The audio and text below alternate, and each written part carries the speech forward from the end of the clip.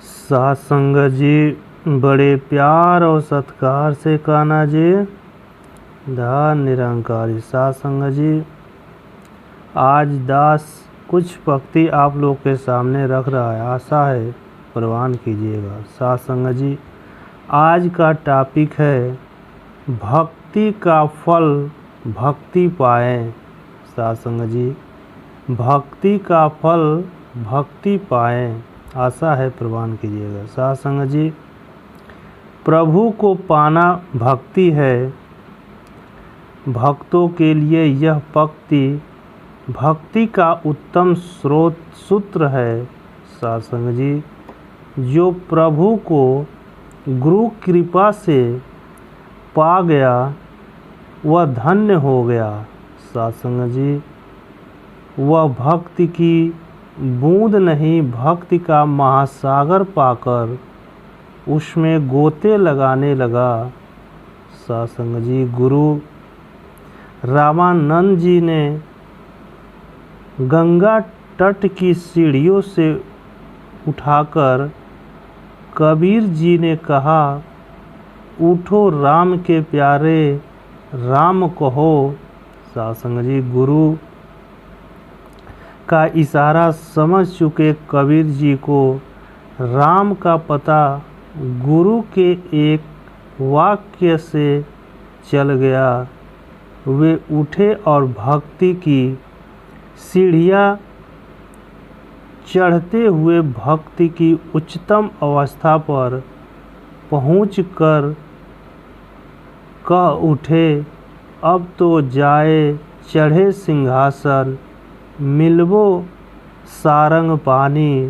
सासंग जी वह ज्ञान की भक्ति का प्रेम का सिंहासन था जहाँ राम और कबीर एक हो गए।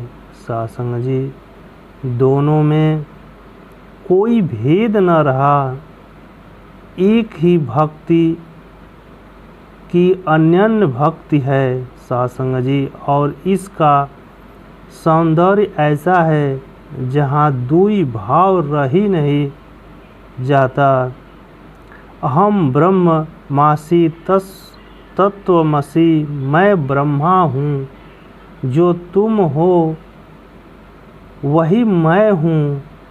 जैसे शब्द फिर शास्त्र वाक्य नहीं रह जाते बल्कि जीवन में समाहित होकर जीवन को ही बदल देते हैं। सासंग जी यही भक्त शिरोमणि हनुमान, मीरा, सबरी, ध्रुव, प्रहलाद भाई कन्हैया के साथ हुआ और उन्हें अमरत्व दे गया। सासंग जी साधक साधन और साध्य जहाँ एक हो गए वहीं भक्ति का सागर लहराने लगा। सासंग जी भक्ति मार्ग की सबसे बड़ी बाधा बाहर नहीं भीतर ही है। काम क्रोध मद लोभ मोह अहंकार का पूरा साम्राज्य अंतर मन के साथ छल करता है।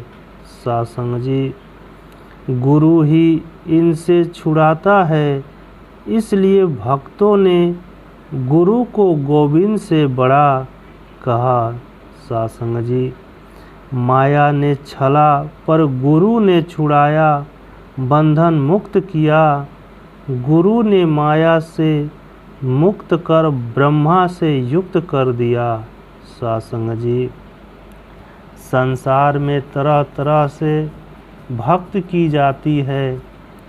प्रभु को सर्वत्र मानकर प्रभु की आराधना की जाती है, पर गुरु से मिलने वाली दिव्य दृष्टि के बिना चर्म चक्षु जो दिखाते हैं उतना ही देखा सुना समझा जाता है।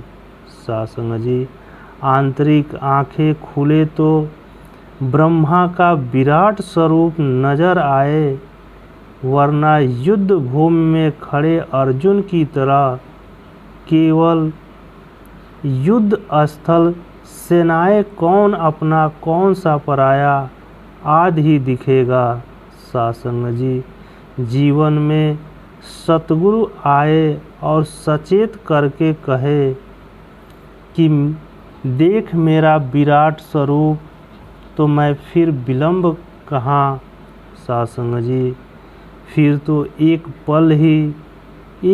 पल की ही बात है, क्योंकि यह कण कण वासी दूर नहीं, सारंग में ही निकट है।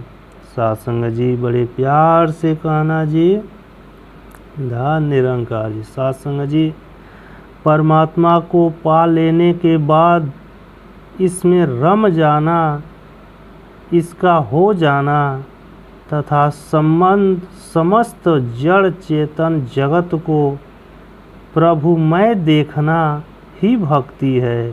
सासंग जी, कामी क्रोध लालची से भक्ति नहीं हो पाती, जबकि आत्मबोध प्राप्त भक्त समस्त मानवीय विकारों से मुक्त होकर भक्ति का आनंद लेता है।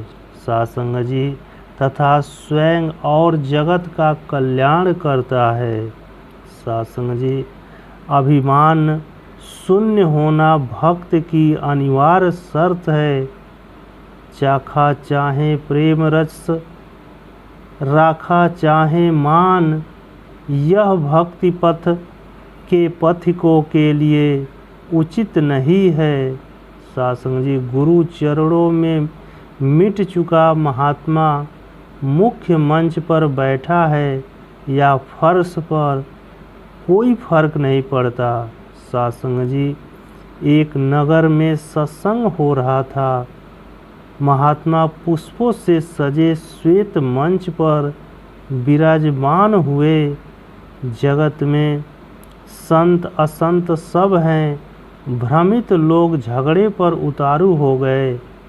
सासंग जी कहने लगे, परमात्मा को दिखाने का भ्रम फैलाते हो, भोले भाले लोगों के साथ छल करते हो। सासंग जी, महात्मा बोले, मृत शरीर को श्वेत वस्त्र से ढक दिया जाता है या फूलों की माला से, उसे कोई फर्क नहीं पड़ता। सासंग जी, मैं हरि गुरु चरणों में मिट गया, तभी ये हार फूल डाले जा रहे हैं। यह सुनकर लड़ने आए असंत भी संत के चरणों में नतमस्तक होकर अंगुली माल की तरह प्रभु भक्ति मार्ग में लग गए। सासंग जी, हम भी विकारों की कीचड़ में सने हुए थे। गुरु ने दिशा दी तो जीवन ही बदल गया। सासंग जी, भक्ति में आत्म उत्थान की पहली प्राथमिकता हो, तभी आत्म कल्याण और जगत का कल्याण संभव होगा। सासंग जी, और तभी भक्ति का फल भक्ति मांगा और स्वीकारा किया जाएगा। सासंग जी, संत जनों, वर्ष 2023 के रूप में जीवन का एक वर्ष विदा हो गया। आइए नव वर्ष 2024 को परोपकारी भक्ति भाव से युक्त होकर स्वागत करें। यह नव वर्ष सबके लिए मंगलमय हो, सबके जीवन में सभी सुख हो, सबके लिए मंगल कामना हो कि सर्वे भवन्तु सुखिनः, सर्वे सन्तु विराजमान। सासंग जी, बड़े प्यार और सत्कार से कहना जी, धन निरंकार जी।